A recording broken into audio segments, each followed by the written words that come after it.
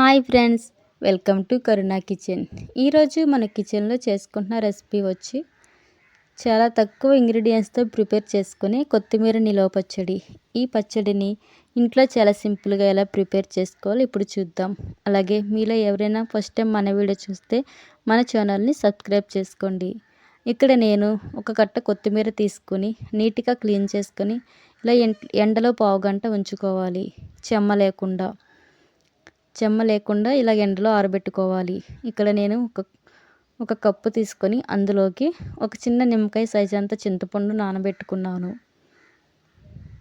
ఇలా నానబెట్టుకున్న తర్వాత ఒక కడాయి తీసుకొని అందులోకి 1/2 టీ స్పూన్ మెంతులు, 1 టీ స్పూన్ ఫుల్గా ఆవాలు తీసుకొని బాగా ఫ్రై చేసుకోవాలి.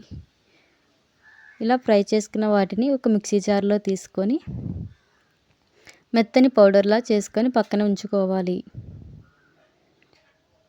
ఇలా పౌడర్ చేసుకుని పక్కన పెట్టుకున్న తర్వాత మరొక కడాయి తీసుకొని అందులో కొద్దిగా ఆయిల్ వేసుకోవాలి.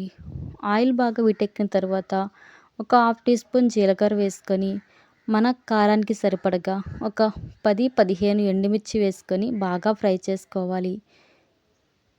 ఎండుమిర్చి బాగా ఫ్రై అయిన తర్వాత వాటిని కూడా ఒక మిక్సీ జార్లో తీసుకొని వాటిని చల్లారనివ్వాలి. తరువాత మరొక కడాయి తీసుకొని అందులో కొద్దిగా ఆయిల్ వేసుకొని మనం ముందుగా డ్రై చేసి పక్కన పెట్టుకున్న కొత్తిమీరని ఫ్రై చేసుకుందాము. కొత్తిమీర మొత్తం కడాయిలో వేసుకొని బాగా ఫ్రై చేసుకుందాం. మీడియం టు లో ఫ్లేమ్లో పెట్టుకొని కొత్తిమీరలోని వాటర్ అంతా ఇంకిపోయేంత వరకు ఇలా దగ్గరకు వచ్చేంత వరకు కూడా కొత్తిమీర ఫ్రై చేసుకుందాం. ఇలా ఫ్రై చేసుకొని స్టవ్ ఆఫ్ చేసి చల్లారనిద్దాం. ఇప్పుడు మనం ముందుగా పక్కన పెట్టుకున్న ఎండుమిర్చిలో మనకి సరిపడగా ఉప్పు వేసుకొని ఒకసారి మిక్సీ పట్టుకుందాం. ఇలా మిక్సీ పెట్టుకున్న తర్వాత ఇప్పుడు మనం నానబెట్టుకున్న చింతపండు వేసుకొని మరొకసారి మిక్సీ పట్టుకుందాం. అందులో కొద్దిగా అవసరం బట్టి వాటర్ వేసుకుందాం. కొద్దిగా వాటర్ వేసి మరొకసారి మిక్సీ పట్టుకుందాం. ఇలా అయిన తర్వాత మనం ముందుగా పౌడర్ చేసుకున్న ఆవాలు, మెంతి పొడి ఆ పొడి వేసుకొని ఇందులోనే మనం ముందుగా పక్కన పెట్టుకున్న కొత్తిమీర వేసుకొని మరొకసారి మిక్సీ పట్టుకుంటే మనకి పచ్చడి అనేది ఇలా రెడీ అయిపోతుంది. ఇప్పుడు ఈ పచ్చడికి పోపును పెట్టుకుందాం.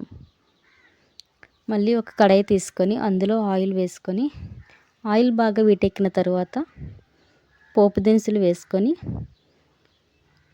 4 ఎండుమిర్చి వేసుకొని కొద్దిగా కరివేపాకు వేసుకొని పోపు అనేది బాగా ఫ్రై అయ్యేంత వరకు ఫ్రై చేసుకొని మనం ముందుగా ప్రిపేర్ చేసుకున్న పచ్చడిని అందులో వేసుకొని కనీసం 1-2 నిమిషాల పాటు ఈ పచ్చడిని ఆయిల్లో వేయించుకోవాలి. ఇలా 2 నిమిషాల తర్వాత మనకి పచ్చడి అనేది రెడీ అయిపోతుంది. ఈ పచ్చడిని వేడి అన్నంలో తింటున్నా చాలా బాగుంటుంది. మరిన్ని వీడియోస్ కోసం మన ఛానల్ని సబ్స్క్రైబ్ చేసుకోండి. Thanks for watch.